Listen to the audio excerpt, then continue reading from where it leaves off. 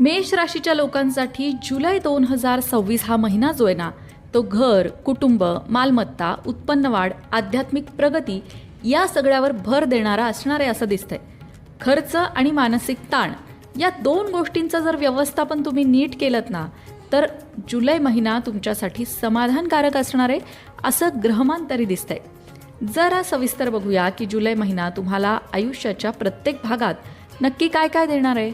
सगळ्यात आधी बोलूया करिअरबद्दल. करिअरबद्दल सांगायचं झालं तर जुलै महिन्यात कामाच्या ठिकाणी नवीन जबाबदाऱ्या मिळू शकतात. वरिष्ठांचे लक्ष तुमच्या कामगिरीकडे जाईल. नोकरी करणाऱ्यांसाठी हा काळ प्रलंबित किंवा ठप्प पडलेली जी कामं आहेत ती कामं पूर्ण करण्याची संधी देणार असणार आहे. ऑफिसमधल्या राजकारणापासून मेष राशीच्या लोकांनी लांब राहायचं आहे, कारण मेष राशीची लोकं पटकन राग येणारी असतात हे सगळ्यांना माहिती आहे आणि तितकीच ती स्पष्ट बोलणारी सुद्धा असतात. ऑफिसच्या राजकारणामध्ये तुमचं हे स्पष्ट बोलणं खपवून घेतलं जात नाही आणि जरी तुम्ही खरं बोलत असले तरी मग तुमचे शत्रू तयार होतात. त्यामुळे तुम्हाला डिप्लोमॅटिकली परिस्थिती हँडल करायची आहे.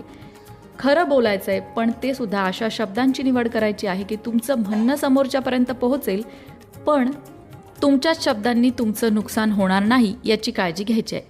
महिन्याचा जो दुसरा भाग आहे त्या भागामध्ये तुमच्या कामाचं कौतुक होईल आणि निश्चितच नवीन संधी तुम्हाला मिळू शकेल. आता जे मेष राशीचे लोक व्यवसाय करतात त्यांच्या व्यवसायामध्ये जुने ग्राहक पुन्हा संपर्कात येऊ शकतात. ऑनलाईन व्यवसाय, शिक्षण, मीडिया, यूट्यूब, डिजिटल मार्केटिंग या क्षेत्रामध्ये जी लोकं आहेत त्यांना फायदा होऊ शकतो. भागीदारीत काम करताना कागदपत्रांची नीट तपासणी मात्र करायची आहे. आता जे मेष राशीचे लोक नोकरी, व्यवसाय किंवा महिला आहेत, ज्येष्ठ नागरिक आहेत, या सगळ्यांसाठीच आर्थिक स्थिती कशी बरं असणार आहे, तर जुलै महिना उत्पन्नाच्या दृष्टीने चांगला असला तरी खर्चही वाढू शकतो. लाभाचे स्रोत तुमच्यासमोर असले तरी त्या संधीचा फायदा तुम्हाला करून घेता यायला हवा. जुनी गुंतवणूक लाभ देऊ शकते.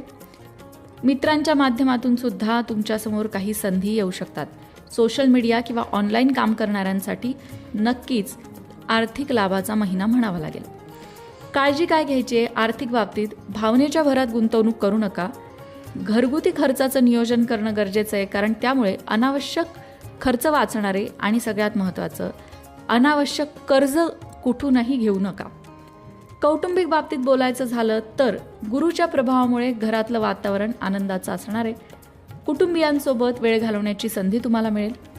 घराची सजावट किंवा घरामध्ये काही रिपेरिंगचं काम करणं, नूतनीकरण करणं किंवा नवीन वस्तू घरासाठी खरेदी करणं असे योग आहेत. आईच्या आरोग्याची काळजी मात्र घ्यावी लागेल आणि कौटुंबिक मतभेद जे याआधी असतील ते आता या महिन्यात मिटतील. आता बोलूया